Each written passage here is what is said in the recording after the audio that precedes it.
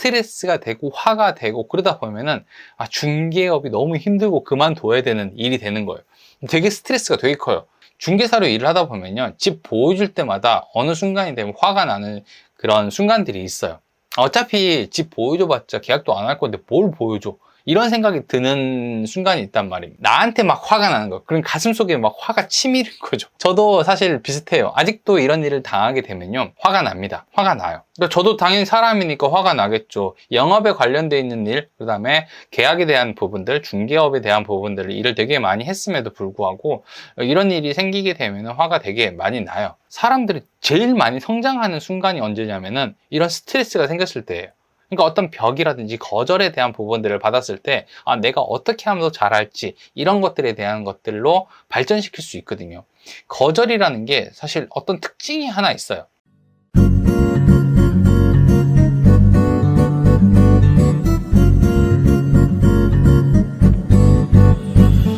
메인 주제. 메인 주제라고 할 것도 없죠. 주제를 한 개 갖고 왔는데 무슨 메인 주제, 이게 주제지 그냥. 네, 아무튼 오늘 메인 주제는 화입니다. 화. 그러니까 부동산을 시작을 하거나 아니면 중개 일을 이제 시작을 한단 말이에요. 그러면은 사람들이 제일 힘들어하는 게 계약이 안 나오는 거예요.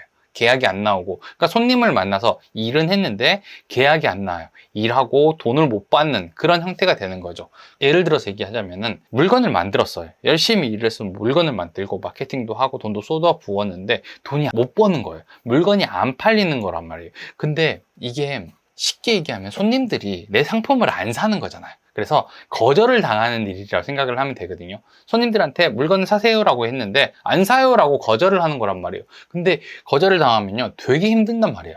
다 화가 나죠. 거절당했는데 좋은 사람은 없어요. 그러니까 처음 일을 시작을 할 때 사람들이 전부 다 나랑 계약을 할 거다 이렇게 생각을 하고 시작을 하는 사람은 없어요. 근데 내가 최선을 다하면, 그리고 내가 잘하면, 친절하게 하면, 좋은 매물을 갖다 주면은 분명히 계약을 하는 사람이 생길 거라고 생각을 하고 일을 하는 거잖아요. 뭐 이게 사실이기도 해요. 근데 나는 최선을 다했는데 계약이 계속 안 나오는 경우가 생길 수 있단 말이에요. 그리고 거절당하는 거, 이런 것들이 반복되다 보면요, 되게 상처가 많이 되고 화가 많이 생깁니다. 그래서 부동산 하는 사람들이 화를 되게 많이 가지고 있어요, 몸속에. 네, 화가 여기까지 있어. 발화점이 되게 낮단 말이에요. 조금만 건드리면 바로 화내고 싸우는 일들이 많이 있습니다. 이게 사실 어떻게 보면은 손님한테 처음에는 화가 났지만 나중에는 결국 나한테까지, 나 자신한테까지 되게 화를 낸단 말이에요. 그러니까 영업을 하는 일을 피하는 이유가 대부분은 내가 뭔가를 제안을 하고 이런 것들이 있었다고 얘기를 했는데 거절당할까봐, 이게 무서워가지고 영업을 하는 것들을 되게 피하는 거거든요. 그러니까 거절이라는 게 진짜 지독한 게 뭐냐면은 익숙해지지가 않아요. 안 익숙해집니다. 거절은 당할 때마다 상처받고 되게 화가 많이 나요. 거절 당할 때마다 그래요. 예를 들어 보면 이런 거예요. 나랑 어떤 손님이랑 만나가지고 한 3-4번 정도 만났어요. 그리고 뭐 친해지기도 하고 말도 편하게 하고 매물도 한 10개 정도 봤단 말이에요. 그래서 어느 날 매물을 하나 딱 발견했는데 이 손님한테 딱이다라고 생각을 해서 연락을 했는데, 연락했더니 손님이 이러는 거예요. 다른 부동산에서 다른 매물 하나 보고 그냥 계약했어요 라고 얘기하는 거예요. 이런 상황이 되면 어떻게 될 것 같아요? 되게 힘들고 뭐 손님한테 짜증나는 것도 있겠지만 되게 화가 많이 난단 말이에요. 스트레스도 받는 것도 있고 일단 배신감도 좀 느끼고 화가 막 난단 말이에요. 처음에 이제 손님한테 막 화가 나요. 어떻게 나한테 이렇게 할 수 있지? 나한테 먼저 연락이라도 한번 해야 되는 거 아닌가? 진짜 사람 진짜 냉정하다. 막 좋게 봤는데 어떻게 저럴 수 있어? 막 이런 생각이 들어요. 그러니까 인간적인 배신감이 느껴지는데 화가 엄청나게 많이 난다면, 이런 상황이 똑같이 생기게 되면 화가 되게 많이 나요. 근데 욕을 하다 보면은 시간이 조금 지났다라고 하면은 자기 자신을 막 자책하기 시작해요. 내가 이 사람한테 못 해줬던 거, 아니면 이렇게 제안을 해볼 거라고 생각하는 것들이 막 생긴단 말이에요. 그때 내가 월세 좀 깎아준다고 얘기해 볼 걸, 중개 보수를 좀 깎아준다고 얘기할 걸 그랬나, 막 이런 생각이 다 든단 말이에요. 그러니까 이런 것들이 계속 스트레스가 되고 화가 되고 그러다 보면은 중개업이 너무 힘들고 그만둬야 되는 일이 되는 거예요. 되게 스트레스가 되게 커요. 돈과 관련되어 있는 부분도 있고 내 수입이랑 바로 직결되어 있는 부분이 되다 보니까 화가 되게 많이 나요. 중개사로 일을 하다 보면요, 집 보여줄 때마다 어느 순간이 되면 화가 나는 그런 순간들이 있어요. 어차피 집 보여줘봤자 계약도 안 할 건데 뭘 보여줘, 이런 생각이 드는 순간이 있단 말입니다.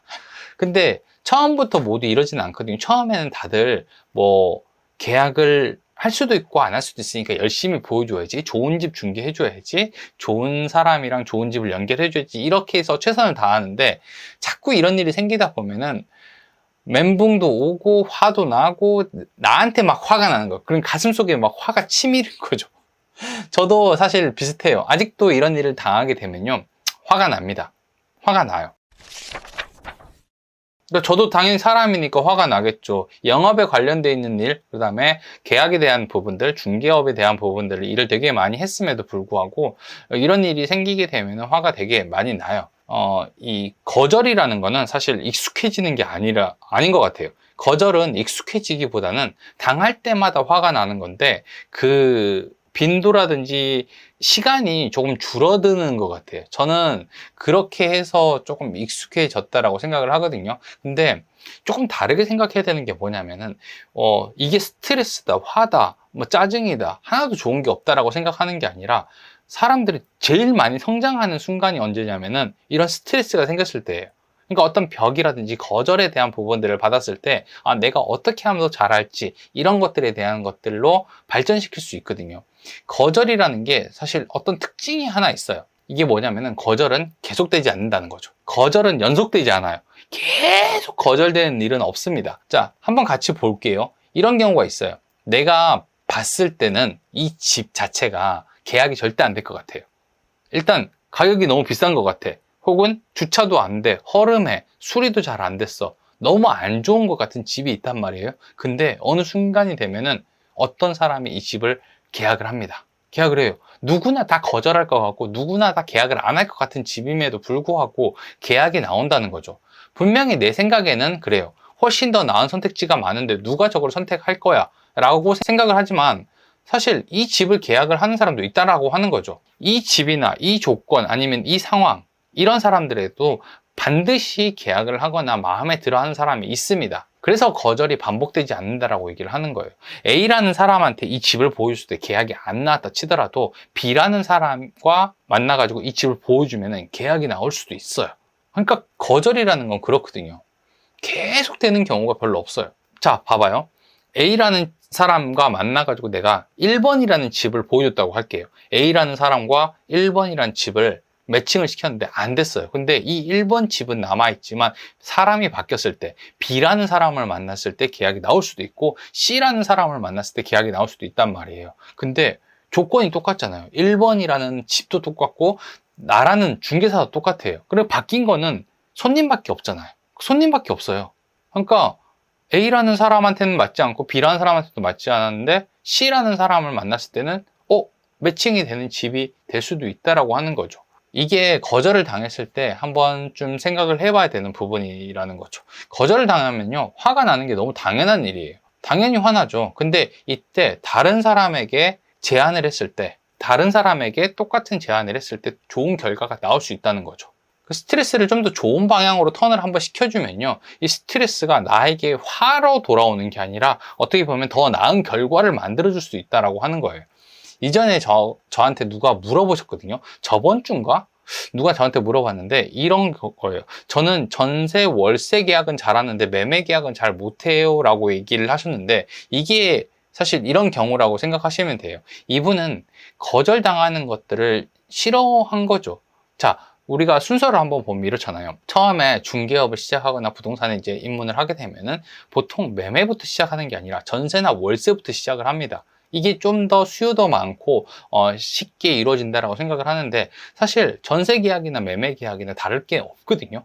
근데 이 사람한테는 전세 월세 계약은 거절을 당하더라도 상관이 없었던 일인 거예요.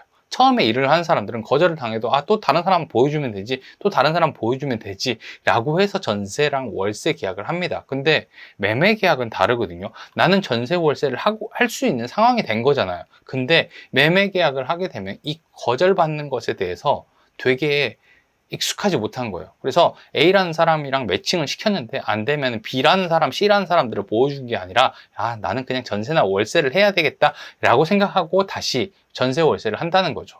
이게 이제 차이가 생기는 거예요. 처음에 일을 시작을 했을 때는 어쩔 수 없이 거절을 당하더라도 계속 해야 되는 일이 생기는 건데, 시간이 좀 지나다 보면은 내가 할 수 있는 일이 생기잖아요. 그러면 이 거절받는 것들에 대한 두려움이 되게 커지고 계속 시도를 할 필요가 없어지는 거예요.